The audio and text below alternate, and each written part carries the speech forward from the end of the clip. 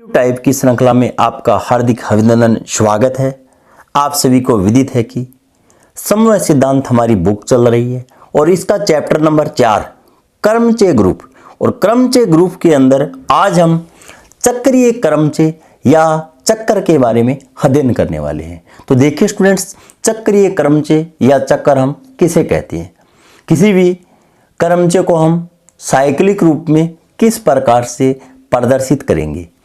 किसी ए का कोई क्रमचय सिग्मा एक चक्रीय क्रमचय अथवा चक्कर कहलाता है यदि ए का ऐसा परिमित उपसमुच्चय, इसके जो सबसेट होंगे वो इस प्रकार से हैं A1, A2, A3 dash dash AR विद्यमान होगी। तो यहां पर देखिए स्टूडेंट्स, अगर मैं A1 पे सिग्मा ऑपरेट करूं तो A2 आ जाएगा। A2 पे अगर मैं सिग्मा ऑपरेट करता हूं तो A3 आ जाएगा और अगर मैं AR पे अगर सिग्मा ऑपरेट करूं तो वापस A1 मिल जाए हमें। तो यहां पर आप देख सकते हो सिग्मा A1 का मान A2, सिग्मा A2 का मान A3, सिग्मा AR का मान A1। इस प्रकार से एक साइक्लिक बन जाए हमारे पास। इसको हम विस्तार से एक एग्जाम्पल लेकर समझने वाले हैं। वो किस प्रकार से, देखिए स्टूडेंट्स, मान लीजिए सिग्मा बराबर 2, 4, 5, 6 बिलोंग्स टू S6। क्रमचय के अंदर जो मैक्सिमम एलिमेंट है वो 6 है। कितने हैं साथियों? 6। लेकिन यहां पे जो साइक्लिक रूप में मान दिया हुआ है सिग्मा के अंदर वो टोटल 4 एलिमेंट है। कितने एलिमेंट है? 4। तो यहां पर साथियों इस चक्कर की जो लंबाई है वो 4 है। इस चक्कर की लंबाई क्या है? 4। साइक्लिक रूप में लिखने के बाद में जितने एलिमेंट होते हैं उस सेट के अंदर वही साथियों चक्कर की लंबाई कहलाती है। तो यहां पे 4 लंबाई का एक क्या है? चक्कर है, जिसमें यहां पर आप देख सकते हो 2 पे जब हम सिग्मा ऑपरेट करेंगे तो 4 आ जाएगा। जब 4 पे ऑपरेट करेंगे तो 5, 5 पे ऑपरेट करेंगे तो 6 आ जाएगा और जब 6 पे हम सिग्मा ऑपरेट करेंगे तो वापस साथियों 2 आ जाएगा। ये एक साइक्लिक पूरा हो चुका है। और जो एलिमेंट यहां पर जो शेष रह गए हैं उनको इस प्रकार से प्रदर्शित करते हैं चक्कर के अंदर। सिग्मा 1 का मान 1 होगा और 3 का मान भी 3 होगा। अगर अभी तक आपने चैप्टर नंबर 4 का पार्ट फर्स्ट और सेकंड नहीं देखा है तो पहले उन पार्ट्स को देखिए स्टूडेंट्स। अब नोट के अंदर देखिए स्टूडेंट्स, मैंने यहां पे चक्कर सिग्मा की लंबाई है वो 4 है, लेकिन साथियों इसका जो एक क्रमचय बनेगा वो इस प्रकार से बनेगा। सर्वप्रथम हमें 1 से लेकर 6 तक गिनती लिखनी है। लिखने के बाद में यहां पर 2 का मान 4, 4 का मान 5, 5 का मान 6, ये मान लिखने के बाद में जो एलिमेंट शेष रह गए हैं उनके तस्मक लिखे जाएंगे। 1 का 1 और 3 का 3 आएगा। इस प्रकार से हमें साइक्लिक रूप दिया हुआ होने पर हम क्रमचय भी बना सकते हैं। अब सेकंड नोट इंपॉर्टेंट नोट है साथियों, वो किस प्रकार से, तत्समक क्रमचय 1 लंबाई का एक चक्कर होता है जिसे समुच्चय के किसी भी एक अवयव से व्यक्त किया जा सकता है। आपने देखा भी होगा। अब उसके बाद में अगला टॉपिक साथियों चक्कर की कोटि, ऑर्डर ऑफ ए साइकिल। जो चक्कर की कोटि है वो साथियों चक्कर की लंबाई के इक्वल होती है। लेकिन हम चक्कर की कोटि ज्ञात किस प्रकार से करेंगे? तो देखिए स्टूडेंट्स, यहां पर सर्वप्रथम हम 2 के सभी मान ज्ञात करते हैं। यहां पे सिग्मा 1, 2 इसका मान 4 आएगा साथियों। सिग्मा स्क्वायर 2 इसका मान 5। यहां पे हम 2 के सभी मान निकालेंगे। यहां पे सिग्मा 1, सिग्मा 2, सिग्मा 3, सिग्मा 4 का अर्थ ये हुआ साथियों क्रमिक रूप से अगले एलिमेंट। सिग्मा की पावर 4 और इस पे मान साथियों वापस 2 आ जाता है। कितना आ जाता है हमारा? 2 आ जाता है। ठीक इसी प्रकार हम 4 पे सिग्मा ऑपरेट करते जाएंगे, वापिस 4 मिलना चाहिए, वही हमें चक्कर की कोटि प्राप्त हो जाएगी। हम सिग्मा की पावर कितनी लें ताकि हमें सेम एलिमेंट वापिस मिल जाए? तो साथियों यहाँ पे 4 पे हमारा मान है वो सेम इक्वल आ रहा है, तो यही चक्कर की कोटि है। ठीक इसी प्रकार हम 5 का मान निकालेंगे, तो यहाँ पे सिग्मा 5 और इसकी पावर हम 4 करें तो हमें 5 है वो वापिस मिल रहा है। तो ये चक्कर की यहां पर आप देख सकते हो चक्कर की जो कोटि है वो 4 है साथियों। कितनी है? 4। और वैसे हम कंपटीशन के अंदर देखें तो हमें अगर चक्कर की लंबाई अगर मालूम है तो वही साथियों चक्कर की कोटि होंगी। हम कह सकते हैं विशेष रूप से किसी भी चक्कर की कोटि है वो चक्कर की लंबाई के बराबर होती है। तो यहां पर आप पहले से ही बता सकते हो चक्र की कोटि है वो साथियों 4 होंगी, क्योंकि यहां पे चक्कर की जो लंबाई है वो 4 है। उसके बाद में अगला टॉपिक देखें स्टूडेंट्स, चक्कर का प्रतिलोम। चक्कर का प्रतिलोम हम किस प्रकार से ज्ञात करते हैं? एक तो साथियों पहले हमने क्रमचय का प्रतिलोम पढ़ा था और अब हम पढ़ रहे हैं चक्कर का प्रतिलोम। और क्रमचय का जो प्रतिलोम है वो हमने पिछले वीडियोस के अंदर प्रथम पंक्ति की जगह प्रथम पंक्ति को लिखकर हमने क्रमचय का प्रतिलोम निकाला था। यहाँ पे चक्कर का प्रतिलोम पूछा है तो वो हम किस प्रकार से ज्ञात करेंगे? किसी चक्कर सिग्मा के अवयवों को विपरीत क्रम से लिखने पर प्राप्त चक्कर सिग्मा का प्रतिलोम चक्कर है कहलाता है। और इसका जो संकेत है वो साथियों सिग्मा इनवर्स रहेगा। जो भी हमें साइक्लिक का मान दिया हुआ है उसका इन्वर्स कर दीजिए, वही चक्कर का प्रतिलोम है साथियों। यहां पर आप देख सकते हो सिग्मा का जो मान दिया हुआ है उसके अंदर 2, 4, 3, 5 है, तो इसका जो इन्वर्स है वो हम उल्टा करके लिख देंगे। यहाँ पे सर्वप्रथम 5 लिखेंगे, उसके बाद में 3, उसके बाद में 4 और उसके बाद में 2 लिखेंगे, ये इसका प्रतिलोम कहलाएगा। और यहां पर आप ऐसा भी देख सकते हो स्टूडेंट्स कि परिवर्तित करते हैं तो मान है वो इक्वल होगा। वो किस प्रकार से? तो देखिए स्टूडेंट्स यहां पर हम पहले 2 लिख सकते हैं, उसके बाद में 5, 3 और 4। यहां पर आप देख सकते हो 2 के बाद में 5 आएगा, 5 के बाद में 3, 3 के बाद में 4। हम कौन से भी एलिमेंट से हम स्टार्ट करें, लेकिन ये साइक्लिक जो चक्कर है वो टूटना नहीं चाहिए, क्रमिक रूप से आना चाहिए। उसके बाद में क्रमचय की कोटि। हम क्रमचय की कोटि किसे कहेंगे? पहले हमने साथियों चक्कर की कोटि देखी थी। चक्कर की जो कोटि है वो चक्कर की लंबाई के बराबर होती है। तो वहां पर तो कोई कंफ्यूज वाली बात ही नहीं है। जितने साइक्लिक समुच्चय के अंदर एलिमेंट है वही उसकी कोटि है, वही उसकी क्या है? लंबाई है। अब यहां पर हम जो टॉपिक पढ़ रहे हैं वो क्रमचय की कोटि है। क्रमचय की कोटि हम किस प्रकार से ज्ञात करेंगे? प्रत्येक क्रमचय असंयुक्त चक्रों के गुणनफल के रूप में व्यक्त किया जा सकता है। असंयुक्त चक्कर का साथियों हमने पिछले वीडियो के अंदर अध्ययन कर लिया है। एक ऐसा चक्कर, ऐसे 2 चक्कर जिसमें कोई भी एलिमेंट उभयनिष्ठ ना हो, ऐसे दोनों चक्करों को हम असंयुक्त चक्कर कहते हैं। असंयुक्त चक्रों के गुणनफल में यदि एक लंबाई का कोई भी चक्कर प्राप्त होता है तो उसे हम प्रदर्शित या लिखते नहीं है साथियों। यहां पर आप देख सकते हो सिग्मा बराबर, ये एक हमें क्रमचय दिया हुआ है। इसको हम साइक्लिक रूप में इस प्रकार से भी लिख सकते हैं। यहां पर देखिए स्टूडेंट्स 1 का मान 4, अर्थात हम कह सकते हैं कि 1 का जो प्रतिबिंब है वो 4 है, और 4 का देखेंगे तो 5 है, और 5 का वापिस हमें 1 प्राप्त हो चुका है। ये आपका एक चक्कर पूरा हो चुका है। उसके बाद में हम 2 का देखते हैं तो 6 आता है, 6 का देखेंगे तो 3 आएगा, और 3 का वापिस क्या है? 2 आ चुका है। ये एक साइक्लिक पूरा हो चुका है। उसके बाद में 7 का 8, 8 का 7, ये एक चक्कर हो चुका है। इस प्रकार से लिखने के बाद में जो हमें साइक्लिक रूप प्राप्त हो चुका है,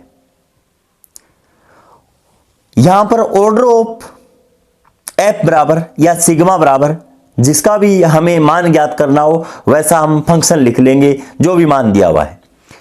यहां पर सिग्मा है तो सिग्मा लिख देंगे, एफ है तो एफ लिख देंगे।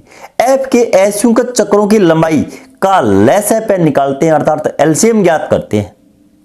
यहां पर आप देख सकते हो इस चक्कर की जो लंबाई है वो 3 है, अर्थात इसकी जो कोटि का मान है वो 3 है, इसकी कोटि का मान 3 है और इसकी कोटि का मान 2 है साथियों।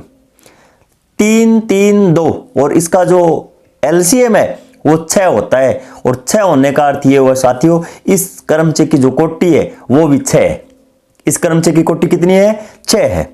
इस प्रकार मैं आशा और उम्मीद करता हूं कि क्रमचय की कोटि है वो आसानी से ज्ञात कर सकते हैं।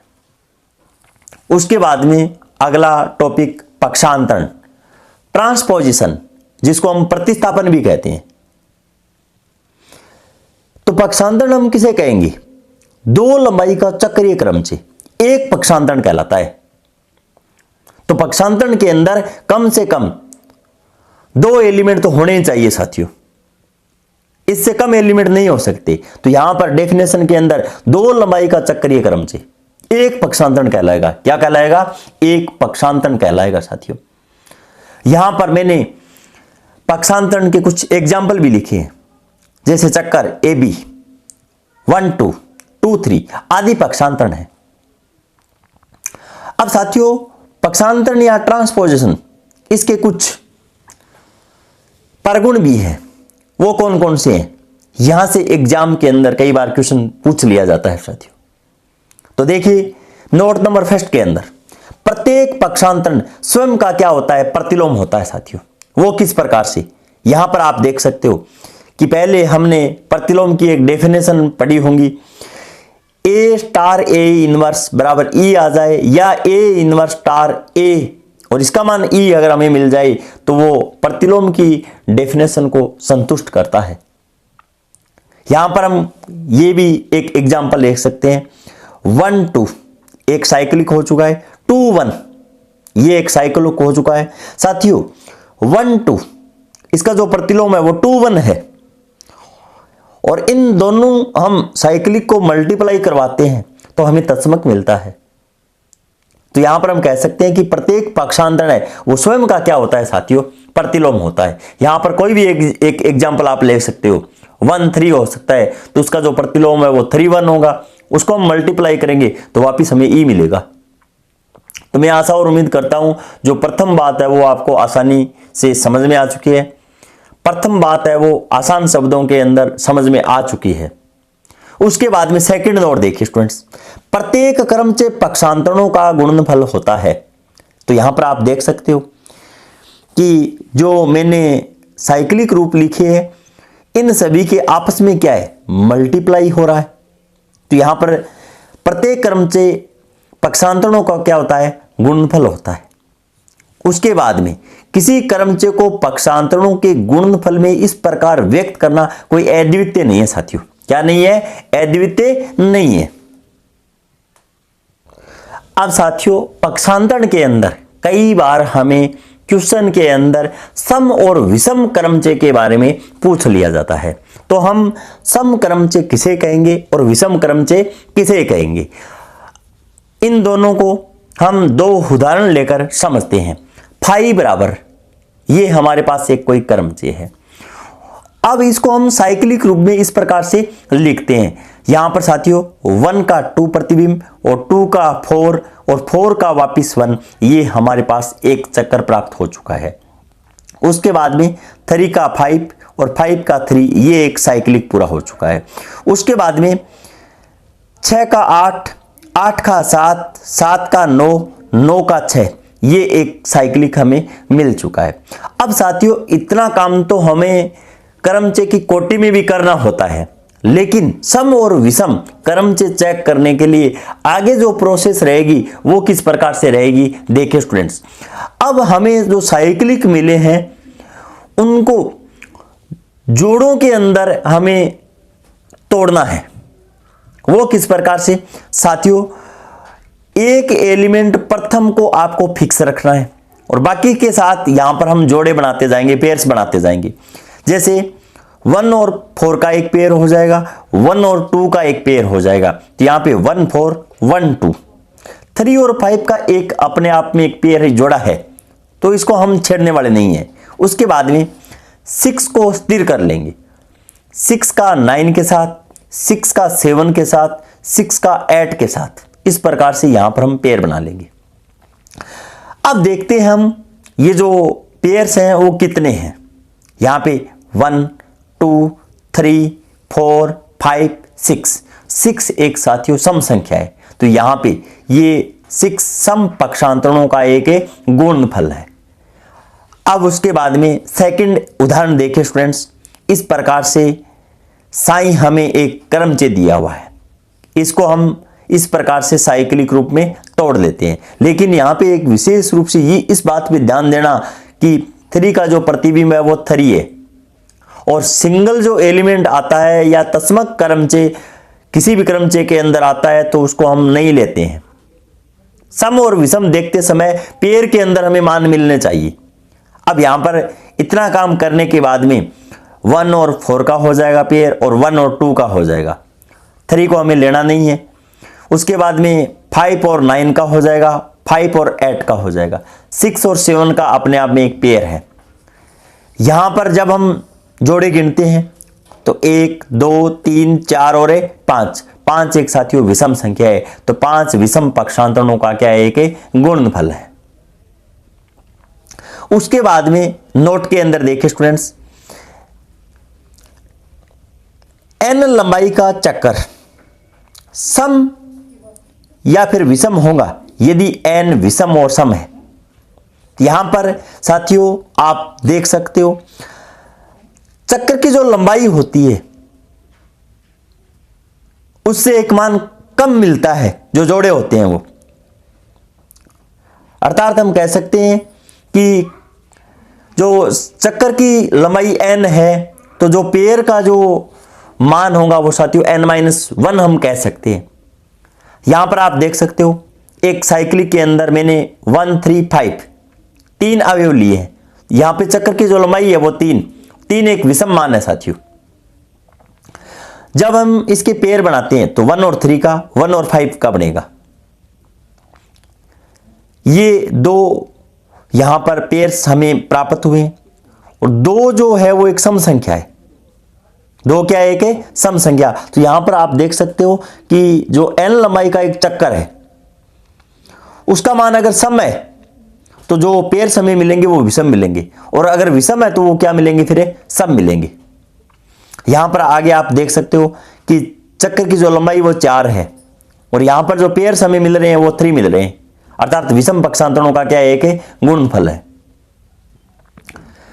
उसके बाद में सेकंड देखिए स्टूडेंट्स, तत्समक क्रमचय सदैव सम होता है वो साथियों। विशेष रूप से ध्यान देना है साथियों इस बात पे कि तत्समक क्रमचय है वो सदैव क्या होता है, सम होता है। एक जो एकांतर क्रमचय है वो भी साथियों सम क्रमचयों का एक गुणनफल होता है। इस बात पे भी विशेष रूप से ध्यान देना, एग्जाम के अंदर कई बार पूछा जा चुका है साथियों। उसके बाद में अगला नोट देखिए स्टूडेंट्स, प्रत्येक पक्षांतरण एक विषम क्रमचय होता है। प्रत्येक जो पक्षांतरण है वो एक क्या होता है साथियों, विषम क्रमचय होता है। यहां पर एक चक्कर का एक एग्जाम्पल आप देख सकते हो, तो यहां पर 1 है वो एक विषम संख्या है। प्रत्येक पक्षांतरण का अगर मैं जिक्र करूं तो वो एक विषम क्रमचय होता है। क्या होगा, एक विषम क्रमचय। आपको ये जो बातें हैं वो याद होनी चाहिए साथियों। उसके बाद में अगला नोट, 2 सम या विषम क्रमचयों का गुणनफल है वो एक सम क्रमचय होता है। 2 सम हो चाहे विषम, क्रमचयों का जो गुणनफल है वो एक सदैव क्या होगा साथियों, सम क्रमचय ही प्राप्त होने वाला है। अगला नोट, एक सम और एक विषम, या फिर एक विषम या फिर एक सम, क्रमचय का जो गुणनफल है वो एक विषम क्रमचय होगा। अगर साथियों एक सम है एक विषम है, मतलब प्लस इंटू माइनस, तो माइनस आएगा साथियों। इस ट्रिक से आप इस क्रमचय को याद रख सकते हो। और 2 सम या फिर 2 विषम क्रमचय हैं तो प्लस को प्लस से गुणा करेंगे तो प्लस आएगा, माइनस को माइनस से गुणा करेंगे तो भी प्लस आएगा। तो यहां पे प्लस का अर्थ सम से लगाइए और माइनस का अर्थ विषम से लगाइए। तो यहां पे प्लस प्लस माइनस माइनस तो फिर सम आएगा। एक सम और एक विषम, अर्थात प्लस इंटू माइनस माइनस आएगा, या माइनस इंटू प्लस माइनस आएगा, तो फिर विषम क्रमचय होगा। उसके बाद में अंतिम नोट देखिए स्टूडेंट्स, एक सम या फिर विषम। क्रमचय का प्रतिलोम भी साथियों सम विषम क्रमचय होता है। अगर सम है तो उसका प्रतिलोम सम आएगा, अगर विषम है तो इसका प्रतिलोम विषम आएगा। क्यों? यहां पे एक बात तो ये ध्यान में रखना विशेष रूप से, तत्समक क्रमचय है वो सम होता है। और n लंबाई का अगर कोई चक्कर है तो पक्षांतरण का जो मान होगा साथियों, गुणनफल का जो मान आएगा, हमारे पास जो पेयर्स आएंगे वो एक कम आता है। आपने उदाहरण की सहायता से देख भी लिया होगा। और प्रत्येक पक्षांतरण है वो एक विषम क्रमचय होता है। और उसके बाद में मैंने एक ट्रिक के माध्यम से आपको अवगत भी करवा दिया है। यहां पे प्लस को प्लस से गुणा करने पे प्लस आता है, माइनस को माइनस से गुणा करने पे भी प्लस आता है। तो हम प्लस को सम और माइनस को विषम की सहायता से इन बातों को याद रख सकते हैं। अगले वीडियो के अंदर साथियों हम एकांतर समूह या प्रत्यावर्ती समूह पे चर्चा करेंगे। इन्हीं शब्दों के साथ जय हिंद, जय भारत।